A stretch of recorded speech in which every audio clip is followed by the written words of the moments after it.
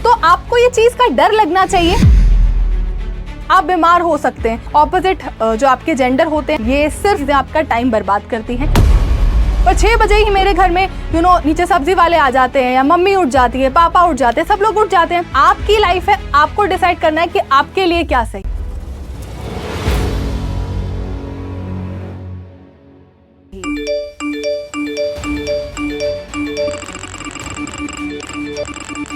Hello everyone, आज मैं आपके लिए एक बहुत ही अमेजिंग चीज लेकर आई हूं। अब आपके बोर्ड एग्जाम में बच गए हैं सिर्फ और सिर्फ 5 महीने, और इन 5 महीनों में आपको क्या करना चाहिए, कैसे पढ़ना चाहिए, ये आज की क्लास में, आज के इस रिस्पेक्टिव वीडियो में हम आपसे डिस्कस करने वाले हैं। क्योंकि बेटा आप जानते हैं कि इन 5 महीने जो आपके बचे हैं उसमें आपको अपना जो तैयारी है उसको पूरा फुल प्रूफ रखना है। लेकिन जाहिर सी बात है आपके दिमाग में बहुत सारे सवाल आते होंगे, बहुत सारे मेंटल लेवल पे सवाल आते हैं, बहुत सारे पढ़ाई को लेकर सवाल आते हैं, बहुत सारे टाइम मैनेजमेंट को लेकर सवाल आते हैं। तो उन्हीं सब सवालों का आंसर लेके आज मैं आपके सामने इस वीडियो के जरिए आई हूं। तो सबसे पहले बेटा हमारे पास आज की जो स्ट्रैटेजी है that is how you can score 90% in your respective board exam in just 5 months. Correct. तो बेटा कुछ टिप्स एंड ट्रिक्स आज हम डिस्कस करने वाले हैं। सबसे पहले आप अपने रिस्पेक्टिव एग्जाम की तैयारी कर रहे हैं तो आप में से बहुत सारे बच्चे बहुत सारे सवालों से हमेशा उलझे रहते हैं, है ना। तो सबसे पहली सबसे इंपॉर्टेंट चीज है बेटा कि शुरू करिए। सबसे इंपॉर्टेंट चीज है बेटा कि फर्स्ट स्टार्ट, क्योंकि जब तक आप शुरू नहीं करेंगे तब तक वो चीज मतलब चलेगी कैसे और वो चीज फिर खत्म कैसे होगी। तो सबसे पहले स्टार्ट करिए। उसके बाद है हैव अ वीकली स्ट्रैटेजी, है ना।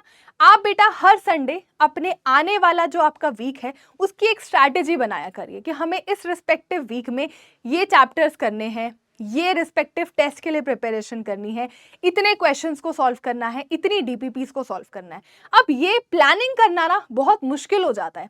तो आप क्या कर सकते हैं, जैसे लेट्स सपोज करिए कि आज संडे है और कमिंग मंडे आपका एक टेस्ट आने वाला है, तो आप क्या कर सकते हैं, उस टेस्ट की प्रिपरेशन कर सकते हैं, है ना। आपका कोई रिस्पेक्टिव चैप्टर चल रहा है, आप पूरे चैप्टर पूरे के पूरे वीक के दौरान उसकी प्रिपरेशन कर सकते हैं। तो आपको अपना पूरा का पूरा वीक पहले से प्लान करके रखना है। प्लानिंग कैसे करते हैं कि लेट्स सपोज करिए आपके पास आपके हफ्ते में 7 दिन होते हैं, तो मुझे मंडे को ये चैप्टर्स करने हैं, ट्यूसडे को ये चैप्टर्स करने हैं, वेडनेसडे को मुझे इस चैप्टर के क्वेश्चंस करने हैं, थर्सडे को ये करना है, फ्राइडे को ये करना है। तो इस तरीके से प्रॉपर तरीके से अपनी प्लानिंग करिए। एक ही दिन में सारे सब्जेक्ट्स को मत करिए। आप एक दिन में लेट्स से फिजिक्स और जूलॉजी कर सकते हैं, ट्यूसडे को आप अपना केमिस्ट्री एंड बॉटनी कर सकते हैं। तो एक हैवी सब्जेक्ट और एक थोड़ा सा लाइट सब्जेक्ट एक साथ रखिए ताकि आप दोनों पे बहुत अच्छे से फोकस कर सकें, ठीक है। अब जैसे ही बेटा आपने अपनी वीकली स्ट्रैटेजी बनाई है और उसमें आपके कुछ ना कुछ एवरीडे गोल्स भी हैं, तो आपको हमेशा ध्यान रखना है वीकली स्ट्रैटेजी आपकी बनेगी, उसके अंदर हर दिन के अपने एक गोल होंगे। उन गोल को आपको हर हालत में फिनिश करना है। आपने सोचा है कि मंडे को मैं फिजिक्स का ये चैप्टर करूंगा, ट्यूसडे को मैं केमिस्ट्री का ये चैप्टर करूंगा, तो ऐसा नहीं होना चाहिए बेटा कि आप अपनी स्ट्रैटेजी पे ही वर्क ना करें। आपको अपनी स्ट्रैटेजी के अनुसार ही चलना है ना। गोल्स जो आप पर डे के बनाते हैं उनको बहुत बड़े बड़े गोल्स को मत बनाइए, छोटे छोटे गोल्स को बनाइए कि मुझे कम से कम चैप्टर के 3 से 4 पेज पढ़ने हैं, फिर इतने क्वेश्चंस करने हैं। ऐसे गोल्स मत बनाइए कि मुझे एक ही दिन में फिजिक्स का ये चैप्टर भी कर लेना है और केमिस्ट्री का ये चैप्टर भी कर लेना है। इस तरीके से अगर आप चलेंगे, अगर आप बड़े बड़े गोल्स बनाएंगे ना बेटा, तो वो आपके कंप्लीट नहीं हो पाते हैं और फिर आपको होता है डीमोटिवेशन। तो छोटे छोटे गोल्स बनाइए और फिर उनको कंप्लीट करिए। करेक्ट। अब उसके बाद क्या आता है बेटा, जैसे यहाँ पर लिखा है set small goals for each day for the first month, increase the goal gradually, है ना बेटा। छोटे छोटे गोल्स को बनाइए। ऐसा नहीं है कि आपको हमेशा ही छोटे गोल्स को रखना है। जब आपका एक क्यों कहते हैं ना मोमेंटम बन जाए, जब आपको लगे कि हाँ आप रोज बहुत इफेक्टिवली पढ़ पा रहे हैं, उसके बाद अपने गोल्स को आप बढ़ा सकते हैं। या कोई टेस्ट आ रहा है, कोई एग्जाम आ रहा है, तो उस टाइम पर प्रेशर जो है वो अपने आप आपके गोल्स को, पर डे के गोल्स को इंक्रीज कर देगा, है ना। तो पहले छोटे छोटे गोल्स को बनाइए, फिर आप अपने गोल्स को बढ़ा सकते हैं। But you have to complete your goals at any cost. मैंने बहुत अच्छे से यहाँ पर आपके सामने लिखा है complete your goals at any cost, नहीं तो आपका फिर बैकलॉग क्रिएट हो सकता है, ठीक है बेटा। उसके बाद अगली चीज सबसे पहले लिखा है अवॉइड बैकलॉग। बैकलॉग होगा ही नहीं। देखो बैकलॉग कैसे होता है, व्हाट इज अ बैकलॉग, कि आपकी क्लासेस मिस हो जाएं है ना, आपके पास उसका कंटेंट इकट्ठा हो जाए पढ़ने के लिए और आपकी लाइव क्लासेस साथ में चल ही रही हैं, तो यहाँ से बहुत ज़्यादा दिमाग में कंफ्यूजन क्रिएट हो जाता है और बैकलॉग क्रिएट हो जाता है। आप बीमार हो सकते हैं, उसकी वजह से बैकलॉग हो सकता है। आपने लेट्स से कि बैच ज्वाइन कर लिया बट आप इनिशियली सीरियस नहीं थे, बाद में जाके सीरियस हुए, तो आपका बैकलॉग बन सकता है ना। घर पे किसी की शादी है, कोई रिलेटिव आ गया तो बैकलॉग बन सकता है। देखो बैकलॉग बनना प्रॉब्लम नहीं है, बैकलॉग तो हर किसी का बनता है, बट आप कितनी जल्दी वापस से अपनी पढ़ाई में फिर से लग जाते हैं वो इंपॉर्टेंट है। तो बैकलॉग के लिए आप अपने वीकेंड्स को यूज करिए, प्रॉपर तरीके से स्ट्रैटेजी बनाइए, वीकली स्ट्रैटेजी, उसमें अपना थोड़ा सा बैकलॉग का कंटेंट 1 से 2 घंटे के लिए उसको भी ऐड ऑन करिए। लेट्स से कि आपकी लाइव क्लासेस चल रही हैं, आपका 2 दिन का बैकलॉग हो गया, आपके घर में कोई रिश्तेदार आ गए, आप ना चाहते हुए भी क्लास को अटेंड नहीं कर पाए, तो 2 रिस्पेक्टिव लेक्चर का बैकलॉग हो गया। तो सबसे पहले तो बेटा आपको उसको अगला लेक्चर देखने से पहले कंप्लीट करना ही है, तो आप सुबह थोड़ा जल्दी उठ के कवर कर सकते हैं, है ना। 2 लेक्चर्स तो बेटा बहुत छोटे होते हैं, थोड़ा स्पीड बढ़ा के भी आप कर सकते हैं, है ना। रात को सोने से पहले थोड़ा सा टाइम निकाल के कंप्लीट कर सकते हैं। नहीं तो अगर आप तीसरे लेक्चर में वैसे ही जाके बैठ गए तो ना तो आपको उस थर्ड लेक्चर में कुछ समझ में आएगा और आपके पहले 2 लेक्चर्स तो वैसे ही बैकलॉग हो रखे हैं। तो आपको ये चीज का डर लगना चाहिए कि मुझे अपने जो मेरे लेक्चर्स रह गए हैं उनको हर हालत में कंप्लीट करना है और तब उसके बाद ही जाके नेक्स्ट लेक्चर में बैठना है। अगर आपका पूरा का पूरा चैप्टर ही बैकलॉग हो गया है तो उसको आप अपने सैटरडे संडे में कवर करिए, या वीक में 7 दिन में से आधा आधा घंटा या मे बी 1 घंटा हर रोज देके आप उस तरीके से कवर कर सकते हैं। बट बैकलॉग को कवर करना बहुत जरूरी है, ठीक है। अवॉइड डिस्ट्रैक्शन, जेंडर डिस्ट्रैक्शन होता है बेटा, सोशल मीडिया डिस्ट्रैक्शन होता है। जेंडर डिस्ट्रैक्शन बिल्कुल भी नहीं होना चाहिए इस टाइम पर।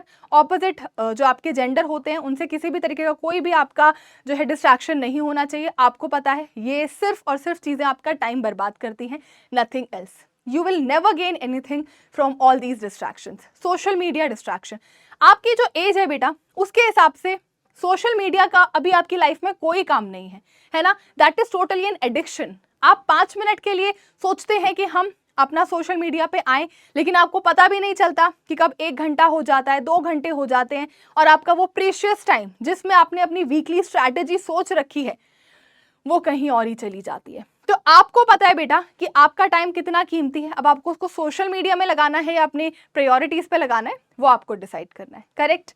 उसके बाद जितना आप प्रैक्टिस करते हैं, है ना, आप जितना ज्यादा प्रैक्टिस करेंगे बेटा उतना ही आप अपने सब्जेक्ट में माहिर होते चले जाएंगे। ज्यादा से ज्यादा आप अपने रिस्पेक्टिव सब्जेक्ट्स की प्रैक्टिस करिए, न्यूमेरिकल्स की ज्यादा से ज्यादा प्रैक्टिस करिए।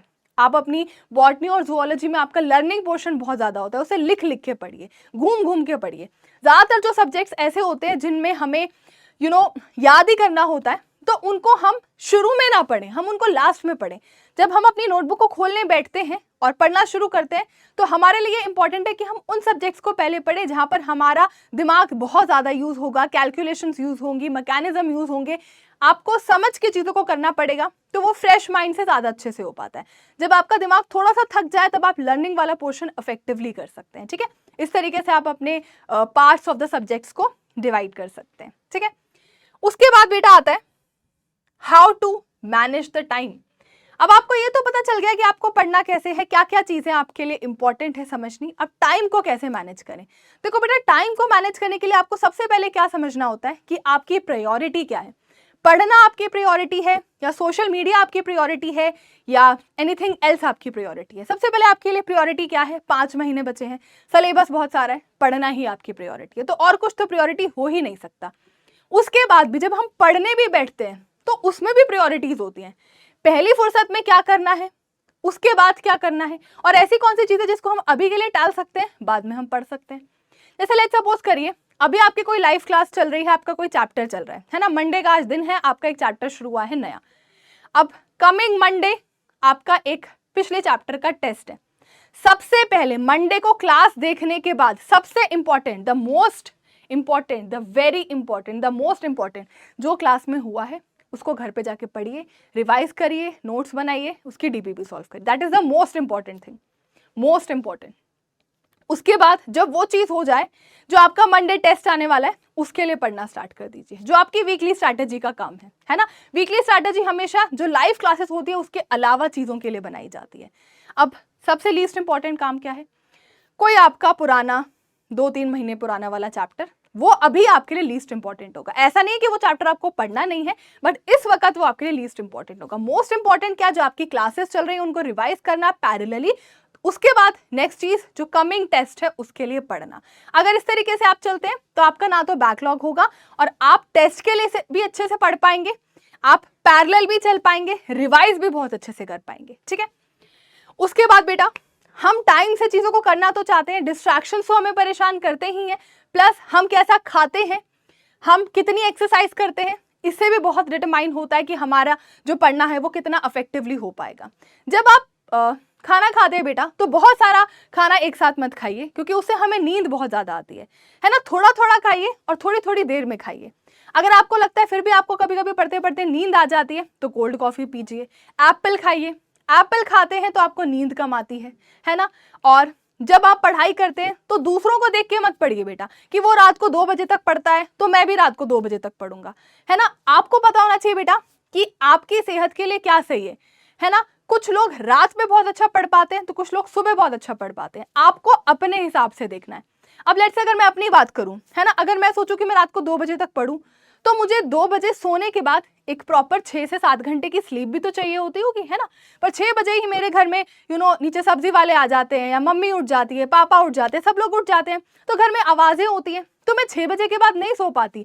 और 2 बजे से लेकर 6 बजे तक की नींद तो बेटा सफिशिएंट नहीं है ना, फिर तो मेरा माइंड ही अच्छे से वर्क नहीं कर पाएगा। मिनिमम 6 घंटे की स्लीप तो हर किसी को चाहिए, एक पढ़ने वाले बच्चे को तो बिल्कुल चाहिए। तो मैं 2 बजे नहीं सो सकती, मुझे 12 बजे ही सोना पड़ेगा, क्योंकि मुझे पता है मेरी 6 घंटे की स्लीप जो है 6 बजे खत्म होगी और तब मेरे घर पे सब उठ जाते हैं और उसके बाद मैं नहीं सो पाऊंगी। ठीक है, ये आपको खुद डिसाइड करना है, दूसरों को देखकर आपको चीजें नहीं करना है। आपकी लाइफ है, आपको डिसाइड करना है कि आपके लिए क्या सही है। ठीक है बेटा, उसके बाद आता है डू फिजिकल एक्टिविटी। देखो बेटा, थोड़ा सा एक्सरसाइज कर लेना, थोड़ा सा वॉक कर लेना, थोड़ा सा योगा कर लेना, इससे आपका कुछ खराब तो नहीं होता, पर ठीक बहुत कुछ हो जाता है। आपको लगता होगा कि अगर आप उस वक्त एक्सरसाइज करते हैं तो आपको उस वक्त बेटा उस चीज का कोई रिजल्ट नहीं मिलता, but when you are doing it every day, after some time आप बहुत ज्यादा एक्टिव होते हो, आपका माइंड उतना ज्यादा खुल जाता है, आपकी सोचने की शक्ति, आपकी याद करने की शक्ति दोनों बढ़ जाती है ना। तो अपनी लाइफ में फिजिकल एक्टिविटी को भी इनकलकेट करिए, है ना। तो यही सब चीज़ों का बेटा ध्यान रखिए। ये छोटे मोटे लाइफस्टाइल में चेंजेस, पढ़ाई के तरीके में चेंजेस, ये सब छोटी छोटी चीज़ें, खाने पीने में चेंजेस आपको बहुत अच्छे मार्क्स दिला सकती है। सिर्फ पढ़ाई से मार्क्स नहीं आते बेटा, हमें अपने आसपास का एनवायरनमेंट जो है उसे भी ठीक रखना होता है। जैसे कहते हैं ना कि अगर कोई फूल अच्छे से नहीं खिल पा रहा है तो हम पौधे को बहुत अच्छे से पानी देते हैं, हम उस फूल के आसपास का एनवायरनमेंट बहुत अच्छा सा कर देते हैं ताकि वो फूल बहुत अच्छे से खिल सके। सेम बेटा आप लोग भी एक फूल की तरह ही हैं, आप लोगों को अपने आसपास का एनवायरनमेंट बहुत अच्छा रखना है, पढ़ाई वाला एनवायरनमेंट रखना है ना। किसी भी डिस्ट्रैक्शन के पास नहीं जाना है, अच्छा खाना है, एक्सरसाइज करनी है। बस 5 महीने की बात है, 5 महीने के बाद आपकी ये मेहनत आप ही को ही बेटा बहुत अच्छा रिजल्ट देगी, है ना। तो इसी के साथ ही मैं आपसे लेती हूँ अलविदा। आई होप आप मेरी सभी की सभी बातों पे पूरा का पूरा अमल करेंगे।